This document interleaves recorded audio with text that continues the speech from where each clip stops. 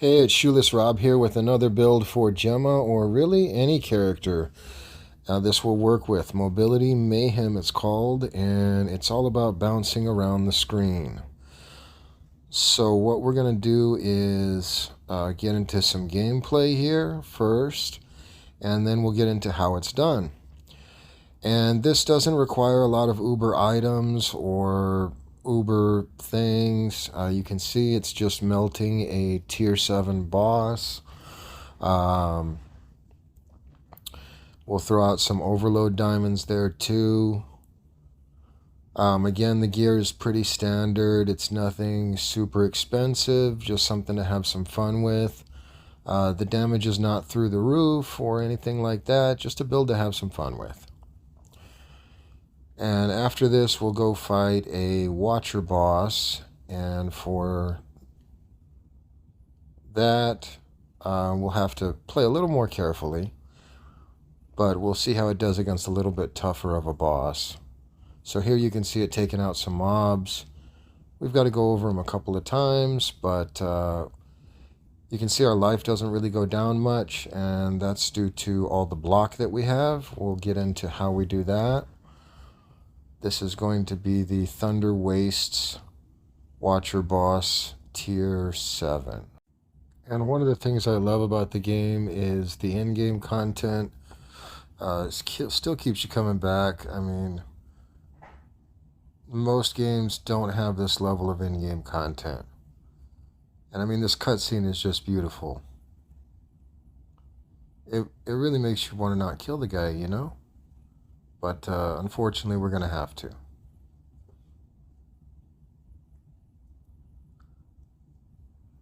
So as long as we're staying away from him with our blink and our spiral strike, we can pretty much not get hit. If you do get hit, you can run away and heal. Deal some pretty decent damage to him.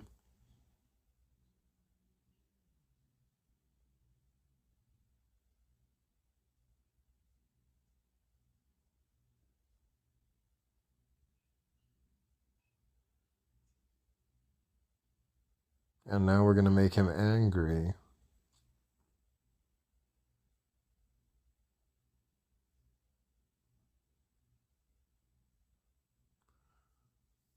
Yeah, he's going to go into spin mode.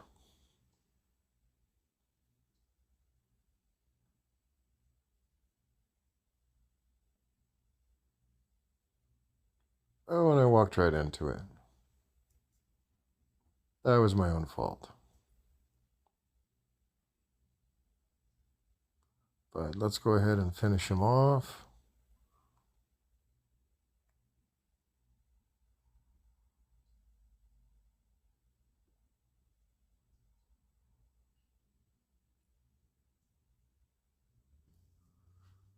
And we did not bad for a high tier watch boss.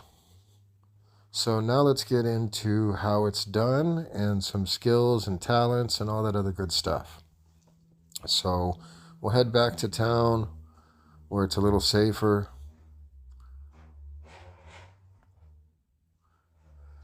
And our main skill is going to be Spiral Strike, which starts out with 50% damage being converted to erosion.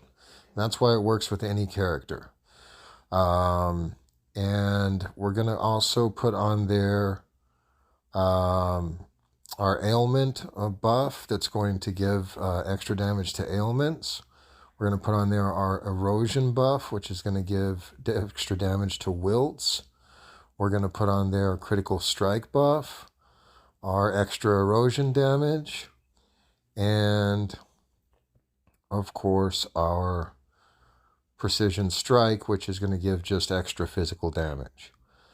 We've got a healing potion with some basic buffs added to it, a little bit of defense while you're using the potion. Nothing special there. Now here we do have Bloodlust, which is going to give us some extra speed. And while we're doing that, we also buff it up with the other blood ability. We buff it up with some extended duration to keep it going. We buff it up with the soul ability to keep it going even further every time you kill something. And overload is a really interesting ability because we're using a non-channeled skill, unlike whirlwind. You get a big bonus to the skill that it's actually affecting. So the overload is going to give us a big bonus to our main skill. So that's why we want to throw overload in there to give Spiral Strike a bonus. And then for bosses, we also have Bull's Rage, which is going to give us a big burst to speed for those bosses. And we're going to use the same soul add-on to give us more duration, the same extended duration for more duration, and the same overload for Spiral Strike, getting a bonus for that as well. So that's going to be another buff for our Spiral Strike. And lastly, we're going to have our Curse, which is going to be our Erosion Curse.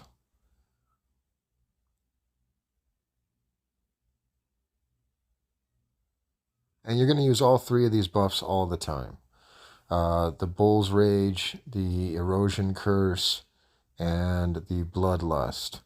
And the Erosion Curse, you're going to use Terrain of Malice so that it becomes an aura, area of effect, rather than just have to cast it all the time spell. That gives it a duration, so you want to extend the duration on it. And Pain Amplification is also going to extend the duration and the effectiveness of it as well. So those are some good add-ons for that. And then we end up with 3 good buffs to our main erosion damage on Spiral Strike. And then for our passives, we're going to end up with more buffs to erosion damage, big surprise. We're going to do Erosion Amplification, which is going to take up 35% of our mana. And that's going to give a big boost to erosion damage. We're going to take our Imbue, which is also going to help wilt and erosion damage. There goes another 25% of mana. And we're going to be using shields in the Ronin tree to block. Instead of armor or health or any of that other stuff, we're going to be using block a lot. So we're going to pick Cast on Critical Hit, and we're going to pick Aegis Fire. And that's going to give us another 17% block, 17 to 20 depending on what level you have it at, block for spell block and for attack block. And we're going to extend the duration on it, and that will stay on you pretty much 24/7 once you have that extended duration on there. Now for our talent trees, we'll start with our base tree, the Goddess of Darkness tree. And we start with some erosion damage. I mean, basics, some cast speed, some maximum life, some wilt chance, and some erosion damage. Real basic stuff. We're also going to use for our major nodes, we're going to pick Mixture, which is going to give us the other 50% converted physical. So between the skill and Mixture, we have 100% physical converted to erosion now. And I personally picked to go for a little bit of defense. I went ahead and picked the far right skill. That'll allow you some time to get your defense back. You can also pick the middle skill to give you some more erosion damage. So if you want some offense, go middle. If you want some defense, go right. Now for the Soul Bender. And we're going to kind of go along the same tree. Some erosion damage. Some speed, some damage, some life.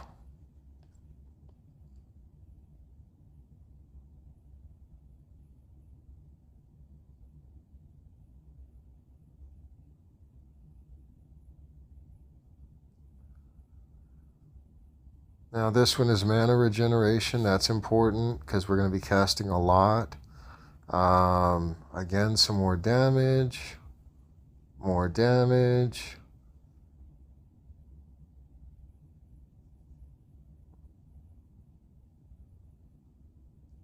And some sealed mana minuses down there at the bottom. Now, I went with Tainted Blood, which is going to give us just some straight up erosion damage. This one is super important because you're going to give them a -2 for every wilt stack. You're going to give them a -2%. So at 50 stacks, that's -100% resistance on top of the actual damage from the wilt. So it's sort of like doubling up your wilt, in essence, on everything you're doing with your wilt. And lastly, we're going to go to Ronin, which is going to give us our defense. Yeah, you pick some life. Yeah, you pick some damage.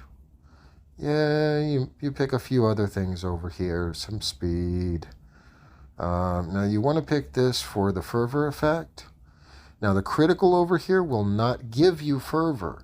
It will only give you fervor points. You will need to get the block fervor to actually give you a fervor rating. So we're going to go down and pick block chance. You don't need spell block. Block chance. Damage while blocking with a shield. So you get that extra offhand damage. This one's super important. The life regain. And then 20% heal on every block you do. That's huge. You get 20% of your life back every time you block. So then we're going to get our fervor effect, and there you actually get your fervor from blocking.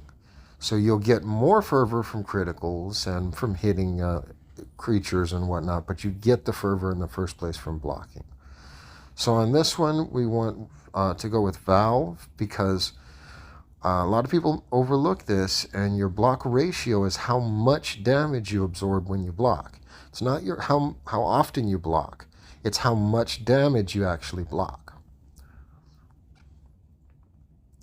And then we want to go full defense to get our spell block up really high, because it's hard to get your spell block up, and spells are what hurt you. When you get that spell block up high, it really helps your defense out a lot. There are a few items that you really need with this build, and one of them is, you can see this amulet is built for wilt, and it is perfect for it. These boots give you 40% movement skill damage, and we are using a movement skill. So it has a lot of things built around movement skill. They're not too expensive in the store. I highly recommend those boots. And this shield is very unique because it gives block ratio. It doesn't just give block chances like other shields and stuff, but it actually gives block ratio, which, like I said, is the amount of damage blocked. And you can see if we go over to our stats, we have very, very good blocking stats. We're blocking 95% of the spells that hit us will be blocked, and that 60% block ratio to 75% block ratio goes up as the shield takes more blocks, which you'll be blocking all the time, and you'll be healing 20% life every time you block as well. So that's it for Mobility Mayhem, a low-cost build that's fun to play. This is Shoeless Rob with a capital S and R, Shoeless Rob, #8331 on Discord. Like the video and subscribe. Peace.